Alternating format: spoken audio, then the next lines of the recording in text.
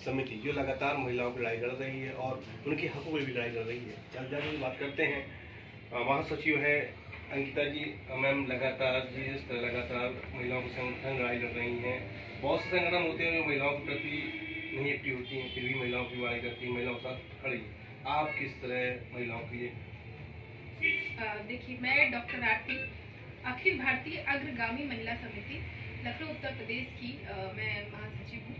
और मैं आपको ये बताना चाहूँगी कि आज 8 मार्च है, जो कि अंतर्राष्ट्रीय महिला दिवस के रूप में मनाया जाता है, पूरे विश्व में मनाया जाता है। इसकी शुरुआत होती है 1909 में न्यूयॉर्क की 15,000 से अधिक महिलाओं ने, कपड़ा मिल की महिलाओं ने मार्च किया था। और यह डिमांड उन पूंजीपतियों के खिलाफ थी जो कपड़ा मिल में उनके श्रम का शोषण कर रहे थे, दोहन कर रहे थे। अब दोहन किस प्रकार से कर रहे थे? उनके श्रम की चोरी करके। तो श्रम की चोरी क्या होती है? जब 8 घंटे 12 घंटे आप किसी से श्रम लेते हैं और उसके एवज में उनके श्रम का आधा पैसा देते हैं, तो वो श्रम की चोरी होती है। तो उस समय पहली बार महिलाओं के संज्ञान में ये आया कि हमारे श्रम की चोरी हो रही। पुरुषों को वेतन जितना दिया जा रहा था उसका आधा वेतन महिलाओं को दिया जाता था, जबकि वो 8 से 12 घंटे काम कर रही थी और वो कपड़ा मिल की मजदूर थी। मतलब वो संगठित क्षेत्र में काम करने वाली मजदूर महिलाएं थी, श्रमिक थी, और उनको इतना कम पैसा दिया जा रहा था। अब आते हैं वर्तमान स्थिति में, जहां हम बैठे हैं लखनऊ में। उत्तर प्रदेश सरकार, अगर हम देखें तो पूरे भारत में सबसे बड़ी जनसंख्या वाला प्रदेश उत्तर प्रदेश है। और ऐसे में जब हम लखनऊ जैसी राजधानी की बात करते हैं, जिसमें महिलाओं की अलग अलग तरह की समस्याएं हैं, आप देखें कि ये जो हमने 13 सूत्रीय मांग अपनी सरकार से की है, उसका उद्देश्य क्या है? आज अंतर्राष्ट्रीय महिला दिवस है, जिसकी थीम है इंस्पायर इंक्लूसिव, मतलब सभी को समावेशित रूप से लेके चलना, जो सभी वर्ग, जाति, धर्म की महिलाएं हैं। तो आज अखिल भारतीय अग्रगामी महिला समिति यह आह्वान करती है कि सभी जाति, धर्म, वर्ग की महिलाएं एक हों। जैसे कि मार्क्स ने, एंगल ने बोला था कि सभी दुनिया के मजदूरों एक हों, क्योंकि उनकी समस्या क्या है? उनके श्रम की चोरी करके ही पूंजीपति रोज 3 गुना, 4 गुना, 10 गुना अमीर हुआ जा रहा है। अभी हमने कुछ दिन पहले ही देखा, 4 दिन पहले की ही बात है, कि अंबानी ने अपने बेटे की प्री वेडिंग में 1000 करोड़ से अधिक खर्चा किया है, जिसमें तमाम बॉलीवुड के सितारे, हमारे महाराष्ट्र के सीएम, हमारी जो शिक्षा मंत्री रही है स्मृति ईरानी, और तमाम कैबिनेट के लोग भी वहां पहुंचे। तो सोचिए, एक पूंजीपति इतना अमीर कैसे हो गया? उसकी महिला ने, अंबानी की औरत ने 500 करोड़ का हीरे का हार पहना था। मतलब यहाँ पे जीवन का कोई मूल्य नहीं है। उसने एक रिजॉर्ट, एक बड़ा पूरा जंगल खरीद के रखा है, बोलता है कि स्ट्रीट के जितने जानवर हैं उनको वो संरक्षित करेगा। तो स्ट्रीट में चीता, बाघ, शेर, हाथी कब से आ गया? तो ये जिस तरह के पूंजीपति लोग भारत के संसाधनों का विरोहन कर रहे हैं, इनके खिलाफ, चूंकि इससे सरकार का एक गठजोड़ है, जो डबल इंजन की सरकार है, आज वो हमारे महिलाओं के श्रम का किस तरह से शोषण करती है। 13 सूत्रीय मांग जो अभी प्राथमिक की में मांगी जा रही है, दरअसल ये मांगे और हैं, 50 है, लेकिन 13 सूत्री इसलिए है क्योंकि ये मोटा चीजों को कवर करती है। तो ये मांगे क्या है? सरकारी, गैर सरकारी संस्थानों में कार्यरत चतुर्थ श्रेणी की महिलाओं की आय दुगनी की जाए। क्यों जरूरी है ये? क्योंकि अगर ये आय दुगनी नहीं की गई, महिलाओं को पता है जो चतुर्थ श्रेणी की महिलाएं हैं उनके साथ क्या किया जाता है? वो 8 से 12 घंटे काम करती हैं, वो सफाई कर्मी होती हैं, वो हॉस्पिटल्स में काम करती हैं, वो तमाम संस्थानों में काम करती हैं, उपयोग का भी काम करती हैं, उनसे काम ज्यादा लिया जाता है, लेकिन उनको उनका पारिश्रमिक कम दिया जाता है। दूसरा है जो आशा बहू है, आशा संगिनी है, आंगनबाड़ी है, और उनमें कार्यरत महिलाओं को राज कर्मचारी का दर्जा दिया जाए तथा उनकी जो आय है वो 40,000 से अधिक रखी जाए। आप पूछेंगे कि चतुर्थ श्रेणी का कर्मचारी क्यों नहीं बोला आपने? हाँ, बिल्कुल वो चतुर्थ श्रेणी के कर्मचारी हो सकती हैं, लेकिन आपको पता होना चाहिए आशा बहू, आशा संगिनी, ये लोग 24 घंटे काम करते हैं, 365 दिन काम करते हैं। आपके लिए शिवरात्रि की छुट्टी हो सकती है, उनके लिए कोई सैटरडे संडे नहीं होता। रात के 3 बजे भी उनका दरवाजा खटखटा के लोग प्रसन्न पे उनको लेके जाते हैं।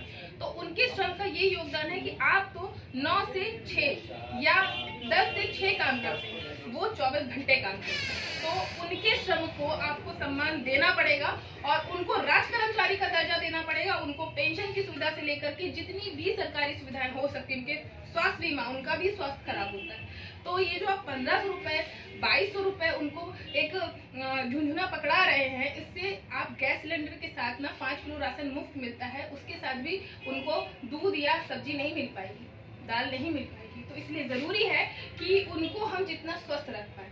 आज जो हमारे जो स्वास्थ्य कर्मी है उनकी खुद का स्वास्थ्य चरमराया पड़ा है।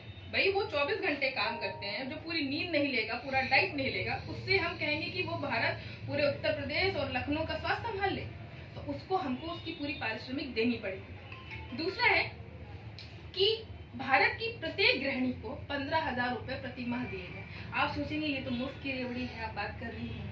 आपको पता है कि एक पूंजीपति हजारों करोड़ रुपए कैसे कमा लेता है? क्योंकि जब एक गृहिणी घर में काम करके देती है तो उस मिल में उस इंडस्ट्री में काम करने वाला पुरुष जाके उसको काम करके देता है, उसके बदले में उसको उतना पैसा मिलता है कि वो बस जी भर जाए। लेकिन जो महिला उसके घर में खट रही है उसको क्या मिलता है? पूंजीपति दिन दूनी रात चौगनी तरक्की कर रहे हैं। हम देख रहे हैं भारत के कुछ पूंजीपति हैं जो पहले पायदान दूसरे पांचवें पायदान पे आ करके दुनिया के सबसे बड़े अमीरों में शुमार हो रहे हैं। ऐसे में हम महिलाओं को क्या दे रहे हैं? तो ये डिमांड हमारी है कि महिलाओं को जो गृहिणी है उनके श्रम को आप पहचाने कि वो जो श्रम कर रही है उसका मेहनताना आपको देना पड़ेगा। तो सरकार उनको कोई मुफ्त की रेवड़ी नहीं दे रही है। जो घरों में काम सरकार केंद्र सरकार कहीं न कहीं महिलाओं को सम्मान की हमेशा बात करती है।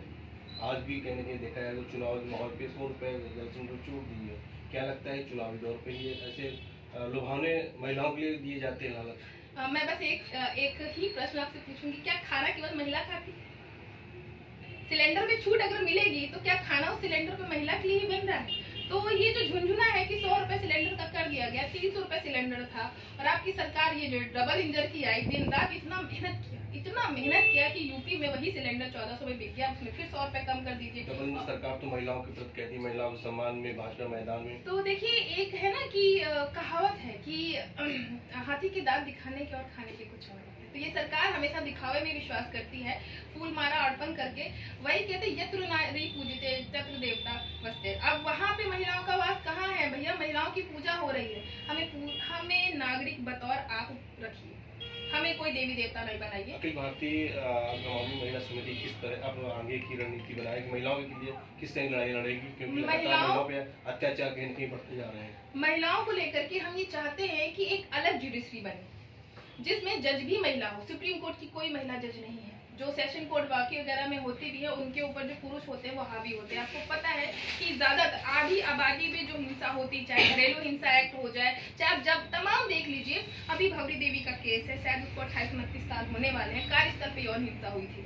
और आज तक ये सरकार क्या मतलब इतनी सरकारें, सिर्फ ये सरकार की विफलता नहीं है, मैं ये जो गिनवा रही हूँ ये सिर्फ आज की सरकार की विफलता नहीं है, ये तमाम उन 70 सालों का 75 सालों का ये हिसाब है कि वो सरकार हमारे साथ नाइंसाफियां करती है। आपको पता होगा कि भारत में आजादी की लड़ाई महिलाओं के अधिकारों की लड़ाई के साथ शुरू हुई। राजा राम मोहन राय ने पहली बार सती प्रथा के विरोध में लड़ाई लड़ी थी। विद्यासागर ने महिलाओं की शिक्षा को लेकर के लड़ाई ली। ज्योतिबा फूले, सावित्रीबाई फूले ने महिलाओं की शिक्षा को लेकर के लड़ाई ली थी। और यही अंबेडकर है जिन्होंने संविधान सभा के कानून मंत्री के पद से इस्तीफा दिया 1954 में। क्यों? क्योंकि महिलाओं के लिए जो हिंदू कोड बिल लाना चाह रहे थे, जो आज सिविल कोड की बात हो रही है। लेकिन ये बस सिर्फ बात होती है, ये सिर्फ बात होती है कि महिलाओं को हम समान रूप से ट्रीट कर रहे हैं, लेकिन वो ट्रीटमेंट कहीं नहीं दिखता है। आप देख लीजिए क्राइम ब्यूरो का रिपोर्ट उठा करके, उत्तर प्रदेश में सबसे ज्यादा महिलाएं हिंसा का शिकार होती हैं। यही हाथरस था जहाँ पे दलित महिला के साथ रेप कर दिया गया, प्रशासन पूरा इन्वॉल्व था, उसका जवाब कौन देगा? अभी हाल में हमीरपुर में कैसे मामला हुआ जो 2 सगे भाइयों ने आत्महत्या कर ली, उसके बाद पिता ने भी कल आत्महत्या कर ली। तो ये जो तमाम तरह की हिंसाएं हैं, प्रशासन से लेकर पुलिस, ये सरकार के साथ इस तरह से गठजोड़ करके बैठी जिसका कोई हिसाब नहीं है, कोई लेखा जोखा नहीं है। प्रशासन, पुलिस, जुडिशरी फेल है महिलाओं के साथ इक्वल ट्रीटमेंट करने के लिए। उनको हम फास्ट ट्रैक की बात करते हैं, केसेस आते नहीं डेस्क पे। आप तो खुद जानते हैं, सबका हिसाब जानते हैं कि सारे केसेस पेंडिंग पड़े हुए हैं। और सुप्रीम कोर्ट में क्या होता है, कॉलेजियम सिस्टम से हम जजेस को चुन रहे हैं कि आज भी ये एक तरह का ब्राह्मणवादी व्यवस्था है कि मेरा बेटा का बेटा पढ़ेगा, बेटा का बेटा वो काम करेगा।